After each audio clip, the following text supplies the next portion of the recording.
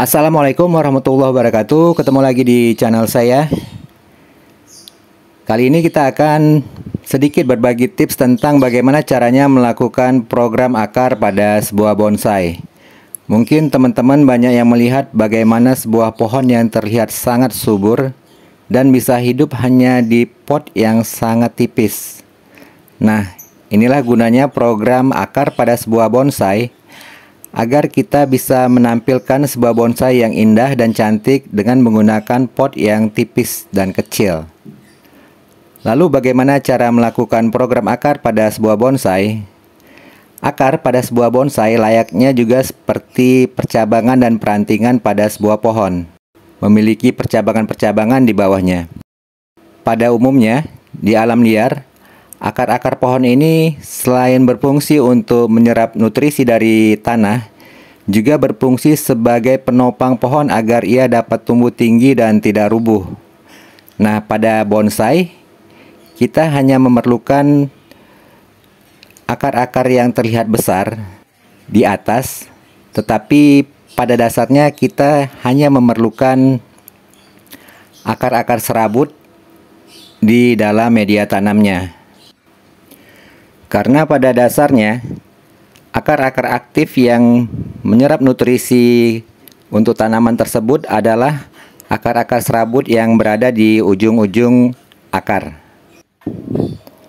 Jadi yang menjadi tantangan dalam program akar sebuah bonsai, bagaimana kita membuat akar-akarnya ini terlihat besar di atas, membesar di atas, lalu selanjutnya kita menumbuhkan akar-akar serabut di bawahnya, sehingga kesan ilusi dari akar-akar yang besar di atas dan menghujam ke dalam media tanamnya ini bisa tercipta.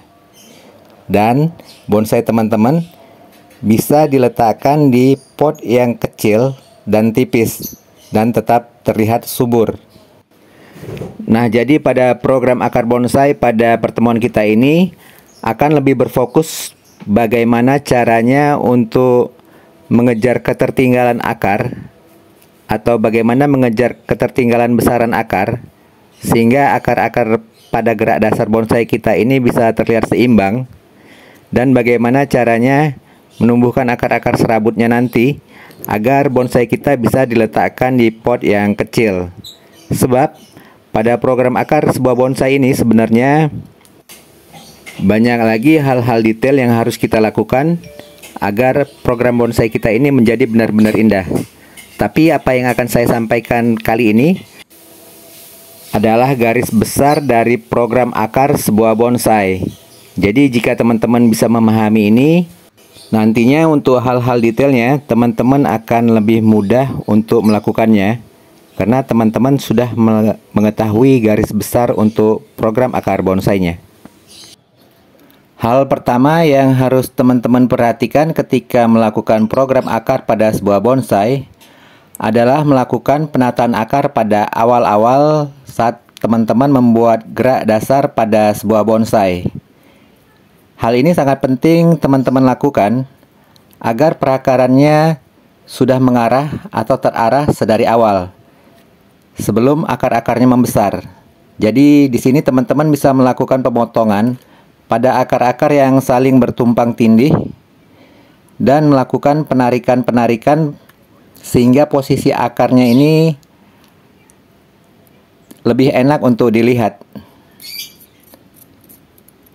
Hal ini sangat penting teman-teman lakukan, sebab kalau teman-teman telat melakukan hal ini dan akar-akarnya sudah membesar, maka teman-teman akan sulit sekali untuk melakukan penataan akarnya. Penataan akar sedari dini seperti ini, selain nanti teman-teman bisa mengarahkan akarnya dan merapikan akarnya, pada posisi seperti ini teman-teman juga bisa menumbuhkan akar-akar lainnya, di mana nanti saat ada sela-sela pincang atau kosong, saat teman-teman merapikannya seperti ini, teman-teman bisa melakukan penarikan, sehingga nanti posisi akarnya akan benar-benar sudah enak untuk dilihat ketika dia membesar. Jadi ini adalah tahap awal ketika teman-teman ingin melakukan program akar pada sebuah bonsai. Saat penataan akar dan perapian akar ini sudah selesai, selanjutnya kita bisa menutupnya kembali agar akar-akar ini kembali aktif dan ada akar-akar serabutnya yang nanti akan keluar, dan agar dia tidak mengering sehingga nanti pertumbuhannya bisa lebih subur untuk bahan bonsai kita ini. Selanjutnya kita akan melakukan pengecekannya lagi nanti dan melihat akar-akar mana yang tumbuh membesar paling dominan dan mana akar-akar yang tidak tumbuh dominan.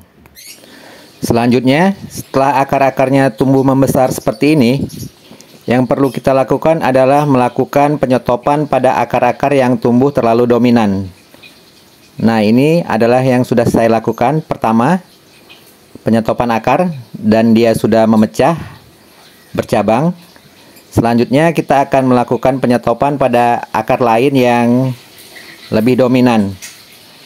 Hal ini perlu kita lakukan agar akar-akar yang lain yang tertinggal besarnya bisa ikut membesar, sama seperti percabangan di atas.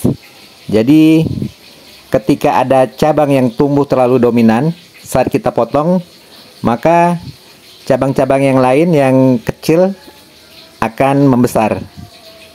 Nah, ini kita akan melakukan pemotongan pada akar yang tumbuh lebih dominan dengan harapan akar-akar kecil yang ada di sebelahnya nanti akan menarik dan membesar.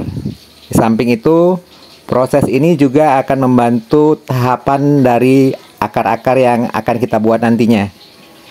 Jadi teman-teman jangan takut saat memotong akar seperti ini tanamannya akan mati. Malah sebenarnya dengan teknik ini bonsai teman-teman akan semakin subur.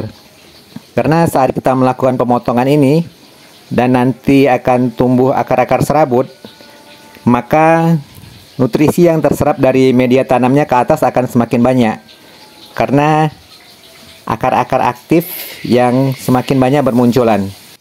Teman-teman bisa melakukannya, memotongnya dengan menggunakan pisau tajam dan lakukan dengan sedikit miring agar nanti pertumbuhan dari akar-akar barunya terlihat lebih bagus dan indah.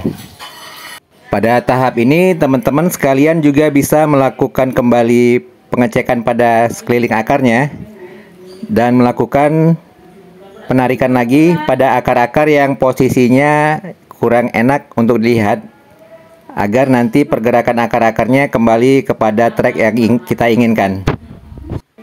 Dengan teknik program akar seperti ini, nantinya gerak dasar bonsai teman-teman akan menjadi lebih indah dan perakaran bonsai teman-teman juga akan menjadi indah karena ia akan tidak terlihat kaku, lurus, tetapi dia akan memiliki tahapan-tahapan yang membuat bonsai teman-teman, akar bonsai teman-teman ini terlihat akan lebih indah dan enak untuk dilihat. Dan pada akhirnya nanti dengan teknik ini teman-teman bisa meletakkan bonsai teman-teman pada pot-pot yang kecil dan rendah, dan bonsai teman-teman akan tetap terlihat subur dan sehat. Jangan lupa untuk like, komen, dan subscribe jika ini bermanfaat bagi teman-teman semua. Mudah-mudahan informasi ini bermanfaat bagi teman-teman semua. Tetap semangat, tetap berbuat kebaikan, dan sehat selalu.